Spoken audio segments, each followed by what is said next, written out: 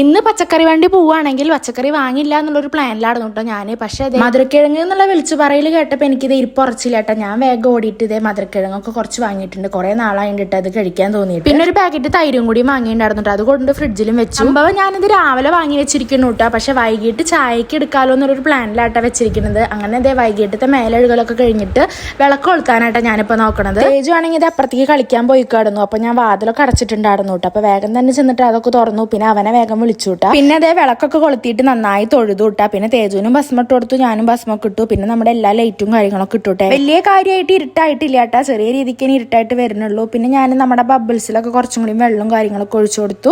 പിന്നെ വേഗം നമ്മുടെ മധുരക്കിഴങ്ങ് ഞാനിത് കഴുകിയിട്ട് അത് വേവിക്കാൻ വെക്കാനായിട്ട്. അപ്പൊ ചെറിയ ചെറിയ കഷ്ണാക്കാൻ നിന്നില്ല, ജസ്റ്റ് ഒന്ന് നടുമുറിച്ചിട്ട് വെള്ളം ഒഴിച്ച് ഉപ്പൊക്കെ ഇട്ടിട്ട് ഞാൻ വേഗം വേവിക്കാൻ വെച്ചുട്ടോ. അതിന്റെ ഒപ്പം തന്നെ നമ്മുടെ ശർക്കരയും കാപ്പിയും കൂടി ആട്ടെ ഞാൻ ഉണ്ടാക്കണത്. ഇപ്പോഴും കുറച്ച് പേര് ശർക്കര കാപ്പിയുടെ റെസിപ്പി ചോദിക്കുന്നുണ്ട് കേട്ടോ. ഒന്നുമില്ല, നമ്മൾ പഞ്ചസാരക്ക് പകരം ഞാനിവിടെ ശർക്കര യൂസ് ചെയ്തൊന്നും മാത്രമേ ഉള്ളൂ കേട്ടോ. അങ്ങനെ അതേ നമ്മുടെ മധുരക്കിഴങ്ങും ശർക്കര കാപ്പിയും എല്ലാ കാര്യമൊക്കെ സെറ്റ് ആയിട്ടുണ്ട് കേട്ടോ. പിന്നെ അതൊക്കെ എടുത്തിട്ട് നമ്മൾ ചായ കുടിക്കാൻ പോവാണ്. ഇതൊക്കെ ആകുമ്പോഴേക്കും ഇത് ചെറുതായിട്ടൊന്ന് ഇരുട്ടായി വന്നിട്ടുണ്ട് കേട്ടോ. പിന്നെ അത് ഉമ്മർത്തിരുന്നിട്ട് തന്നെയായിട്ട് ഞങ്ങൾ ചായ കുടിക്കണത്. തേജുവിന് ഇത് ഭയങ്കര ഇഷ്ടമായിട്ടുണ്ട് കേട്ടോ. മറ്റേ കാവത്ത് കൊടുത്തു പോകാൻ അധികം ഇഷ്ടമായിട്ടുണ്ടായിരുന്നില്ല, പക്ഷേ ഈ ഒരു സംഭവം ഇഷ്ടമായിട്ടുണ്ട്.